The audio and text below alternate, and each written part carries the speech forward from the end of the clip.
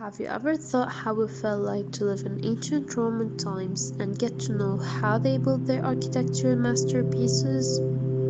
Today we're gonna enlighten you on a few facts relating to Rome's most famous landmark, the Colosseum. This exciting short movie will be presented by Yara Chehade, Judy Chhade, Sarah Abdulkader, Amina Kassem, and Omar Al Mustafa.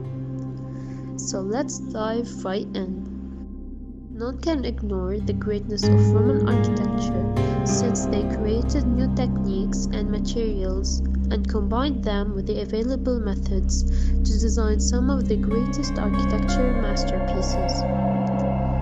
One of these masterpieces is a stadium classified as one of the new seven wonders of the world, the Colosseum. The Colosseum is located in Rome, Italy. It's also called the Flavian Amphitheater and the largest one ever built. An amphitheater is an oval or circular building with a central space surrounded by seats to present dramatic events. The Colosseum was 189 meters long, 156 meters wide, and 50 meters tall as 16-story building, and it is estimated that 60,000 to 100,000 people were employed for the construction. It has 80 entrances, with the west exit being named the Gate of Death. Now, how did the construction start? The construction of the Colosseum was ordered under the rule of Vespasian of the Flavian dynasty in 70-72 AD, and is now 1950 years old. After the Great Fire of 64 AD, in which a great portion of the city burned, Emperor Nero ordered the construction of a magnificent palace for himself in the area that had been devastated. Needless to say, the citizens of Rome were not happy about this, so when Nero was deposed and Emperor Vespasian ascended to the throne, he had Nero's palace complex torn down and ordered that the Colosseum be built on top what had been an artificial lake. The Colosseum was to become a grand amphitheater where all Roman citizens could seek entertainment. After Emperor Vespasian died, it was completed by his sons Titus and Domitian. The physical construction work was done by Jewish slaves and overseen by Roman architects, engineers, and artists. It was composed of 4 arcade stories. The first 3 each have 80 arches. 76 of these arches are numbered to assist spectators in finding their assigned seats, an attic which serves as the 4th story. The Colosseum was also covered by a controllable velarium to shade spectators from the sun. The seating was divided into several parts, each one dedicated to a specific type of people. The first one is the podium, and it is the lowest part, dedicated to senators, magistrates, and priests. Then on the upper part we have the second one, the Magnanum Primum, dedicated to equestrians. Then we have the Magnanum Secundum Minimum, dedicated to general citizens. After that, the Magnanum Secundum Summum, dedicated to non-citizens, foreigners, poor, slaves. Finally, we have the Magnanum Summum Indignes, which means it was made out of wood, dedicated to women.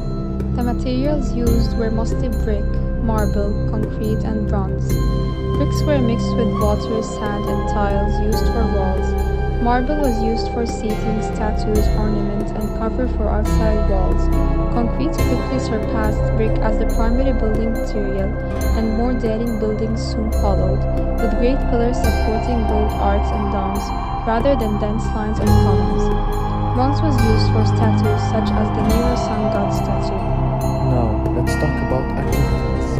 When it came down to activities done in the Colosseum, we have several types, and it started with sea battles. It's still a mystery how the engineers ruled the arena. Some historians believe that a giant aqueduct was diverted into the arena. Others believe the system of chambers placed to drain the arena were also used to fill it. These chambers could have been filled with water prior to the event, and then opened to fill the stage and create a depth of 5 feet. Romans also had to build special boats with flat bottoms in order not to scrape the Colosseum floors. The second type and most popular activity was the gladiator combat. It started with the wait for the procession, announcing the beginning of the games with the sound of trumpets. Then emerged the gladiators and cheered the crowd, but that's not when the combats began. In the morning began the wild animal hunt. In the midday, condemned criminals were thrown to the surviving beasts, and burlesque comedies were staged to break up the rhyme of slaughter. The climax of the day came during the afternoon, when the stage was cleared for the main event, the gladiator fights. Despite their fame, most gladiators were slaves or serious criminals who have parlayed their death sentences into a life in the arena to maybe win their freedom through victories. But with the popularity of the games increasing, plenty of free citizens started to sign up to fight, eager for fame and money prizes. These armed gladiators used to go up against each other in a brutal duel to the death. Over the course of 400 years, it is estimated that 400,000 people died within the walls of this particular amphitheater. That equates to around 1,000 deaths per year. The most used weapons were the gladius, the spear, the hasta, the spatha, and the pilum. For 400 years, the Colosseum was used for entertainment, but sadly, over the year, it has undergone some hardships.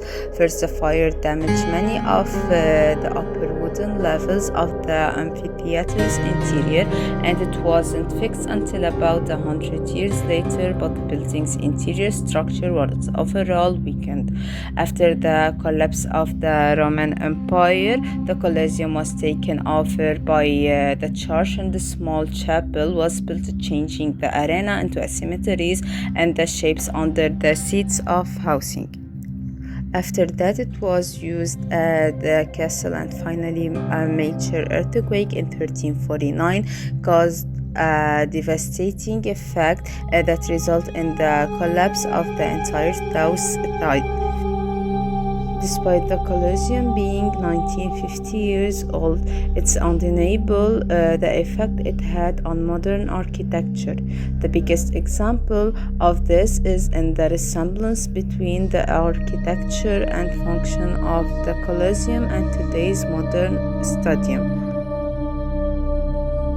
It's needless to say that despite the damage the Colosseum has undergone, its mystery and marvel has made it the centerpiece of Rome, an icon of Italy, and a milestone in human achievement.